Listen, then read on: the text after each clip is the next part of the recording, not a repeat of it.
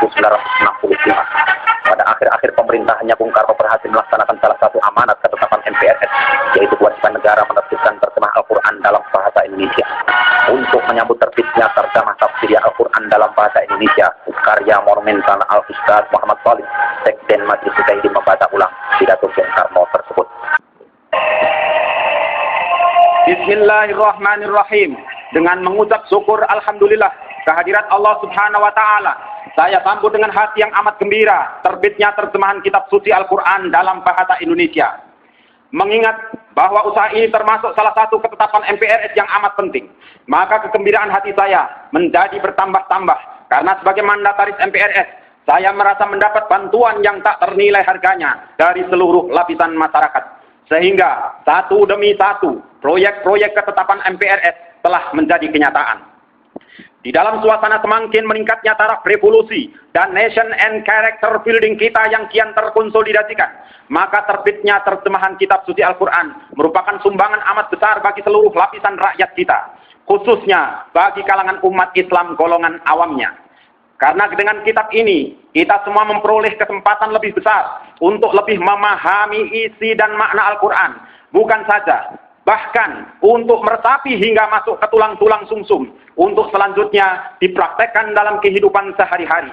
Karena telah menjadi keyakinan saya, bahkan keyakinan kita semua, bahwa hanya jikalau umat Islam setia menjalankan isi seluruhnya dari Al-Quran, pasti mereka akan mencapai puncak-puncak kejayaan lahir batin.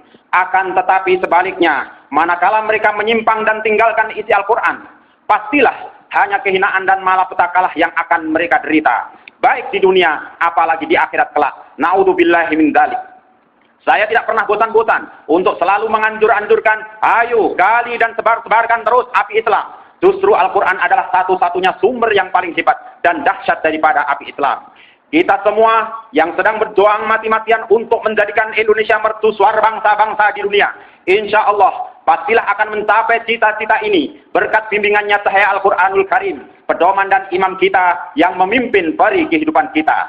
Cintailah Al-Quran dan setialah kepada sumber jiwa kita ini. Marilah kita pelajari Al-Quran lebih mendalam lagi, pelajari dan pahami, lalu amalkan dan ratakan seluas-luasnya agar menjadilah ia mercusuarnya tiap-tiap kalbu dan jiwa kita dan kalbunya tiap-tiap manusia. Hanya apabila Al-Quran kita jadikan mercusuarnya jiwa dan kalbu kita, maka kita akan dapat melaksanakan arti yang sebenarnya daripada kegandrungan saya dan bahkan kegandrungan semua bangsaku untuk siang dan malam hanyalah ingin mengabdi kepada Allah Subhanahu wa taala, mengabdi kepada cita-cita nusa dan bangsa, dan mengabdi kepada cita-cita umat manusia seluruhnya. Dengungkanlah kemana-mana firman-firman Al-Quran dengan qiraat yang indah dan irama yang merdu dan syahdu, dan gegap gembitakan semangat serta dinamikanya. Lebih-lebih kobarkan terus nyala apinya. Insya Allah satu saat pasti datang di mana umat Islam akan benar-benar bangkit kembali dan tegak dengan amat megahnya menjadi mercusuarnya umat manusia. Disebabkan lantaran mereka setia kepada sumbernya, yaitu Al-Quran sebagai pedoman yang wajib dipegang teguh dalam keadaan yang bagaimanapun. Kepada Departemen Agama dan sekalian mereka yang membantu terbitnya terjemahan Al-Quran, patut diberikan penghargaan dan ucapan terima kasih.